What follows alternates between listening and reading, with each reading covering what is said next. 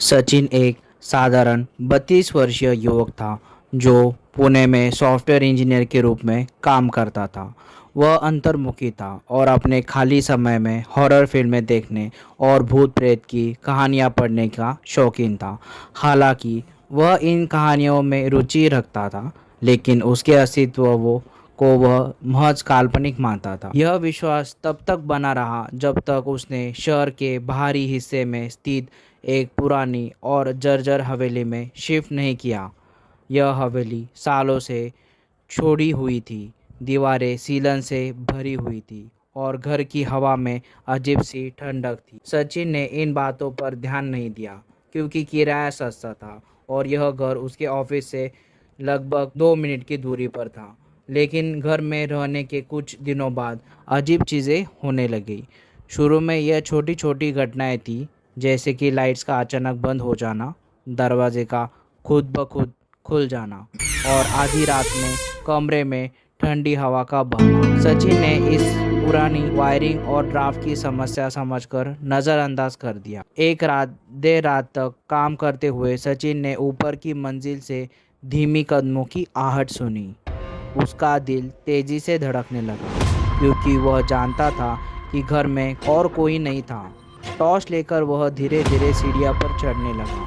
सीढ़ियों पर हर कदम के साथ हवा और भी ठंडी होती जा रही थी। जब वह ऊपर पहुंचा तो उसे गलियारे के अंत में एक धुंधला सा आकृति दिखाई दी। वह एक औरत थी, सफ़ेद साड़ी में, जिसके लंबे काले बालों ने उसका चेहरा ढक रहा था। सचिन ने आंखें मली और वह आकृति गायब हो गई। घबरा कर वह नीचे भागा, लेकिन असली डरावने हादसे तो अभी शुरू होने बाकी थे। हर रात वह औरत फिर से दिखाई देने लगी।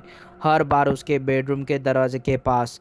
एक रात सचिन की आँख खुली तो उसने पाया कि वह औरत उसके बिस्तर के पास खड़ी है। उसकी सांसें ठंडी हो गई, मानो सचिन की आत्मा तक पहुंच। अब सचिन के पास कोई और रास्ता नहीं था। वह मदद के लिए एक स्थानीय पुजारी के पास गया।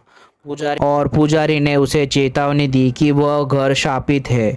वह औरत जो सचिन को दिखाई दे रही थी उसी घर की थी और उसकी आत्मा अब उस घर से बंधी हुई है। पुजारी ने बताया कि उसके पति ने उसे क्रोध में मार डाला था और उसे घर की दीवारों में ही दफना दिया था।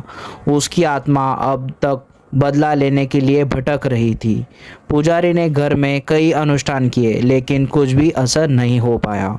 अब घटनाएं और भी डरावनी होती गई। चीज़ें खुद ब खुद हिलने लगी, दीवारों से फुसफुसाहट आने लगी और सचिन की सेहत गिरने लगी। उसे लगातार उस औरत की दर्दनाक मौत के दृश्य दिखाई देने लगे, मानो वो औरत उसका खुद का दर्द महसूस कराना चाहती हो। आखिरकार सचिन ने घर छोड़ने का फैसला किया, पर जैसे ही उसने अपने सामान पैक करने के लिए शुरुआत किया, घर के दीवारें उसे घेरने लगी। हवा में घनघोर भय की गंध फैल गई। वह औरत उसके सामने प्रकट हुई। उसका चेहरा गुस्से से विकृत और उसकी आंखें काली और खाली थी। उसने एक तेज चीखी मारी, ऐसी चीख जिसने सचिन की आत्मा तक को कांप दिया।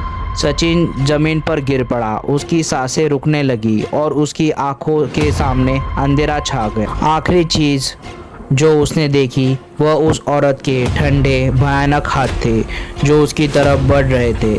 सचिन फिर कभी नहीं दिखा। वह हवेली अब भी वीरान पड़ी हुई है।